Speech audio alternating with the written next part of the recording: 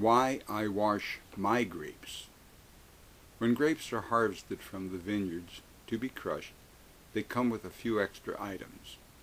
Naturally, there is the dust, dirt, pollen from adjoining orchards or trees. Also, there are some unwanted items such as bees, wasps, flies, and fruit flies. The more dramatic pests are the earwigs, ants, spiders, and slugs. When I first saw this, in my opinion, unwanted grunge, I asked the wine master, and he said, "Oh, they were added protein. The SO2 will take care of them."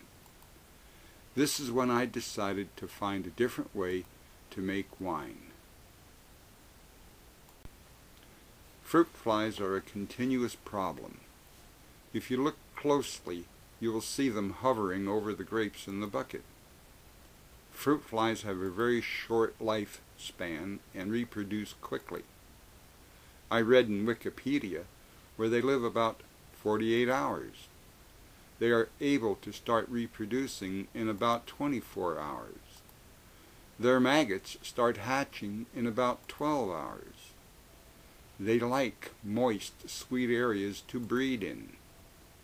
Grapes are left on the vines until they reach their maximum sweetness, and some of the grapes split open and ooze sweet juice to attract the fruit flies and insects.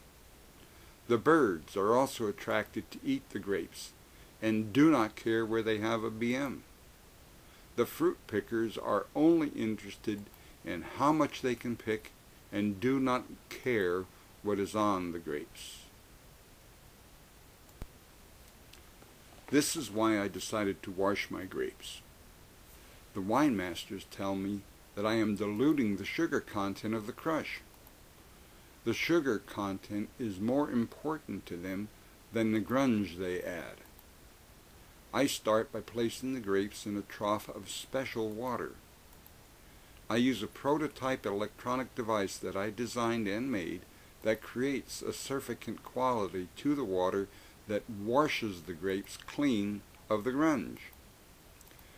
Detergent added to water allows the water to have a surfactant quality that cleans your clothes when you wash them in hot water. It would be not wise to use detergent to clean the grapes. See how crystal clear the water is when I start? This is the end of the trough that I dumped the grapes into. It is not long before the water starts to turn murky. In an industrial operation, the trough would be much wider and have an automatic transfer conveyor to move the grapes to the other end, where they are removed and placed on the dryer platform. I do it by hand. I barely got started moving the grapes to the other end of the trough when I already spotted some earwigs. I scoop them out as soon as I find them. If you look closely, you will see the 3 I scooped out. I used the bed of my trailer with a mesh bottom to drain the clusters of grapes. Most of the water drips out of the clusters and air dries. With all of the fruit flies around here where I am working, the fruit flies and bugs are not attracted to the grapes. The sweet juice is gone and gives me time to sort and remove any bad grapes. I then run them through my destemming process without the fruit flies to pester me. I finished washing the 200 pounds of Riesling grapes that I used for this demonstration. It is quite obvious by looking at the amount of grunge that is not being added to the crush, therefore not needing the SO2 sulfides to add to the standard wine master's way at crush time. Remember, Riesling is a white wine that will not color the water as a red wine grape would do. Do you remember how crystal clear the water I started with was the trough of water has been sitting with the plastic material as a cover to protect any additional grunge from falling in and contaminating it.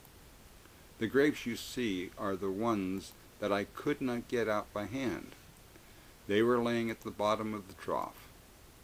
7 days has passed, and the bacteria that I washed away has now starting to ferment.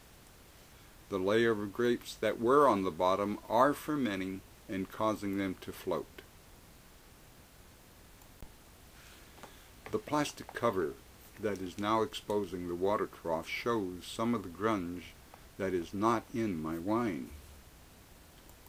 Look at the surface edge where it touches the plastic and see the foaming bubbles. If you look closely, you may spot the flies and the earwigs that are fermenting also. Don't they look yummy?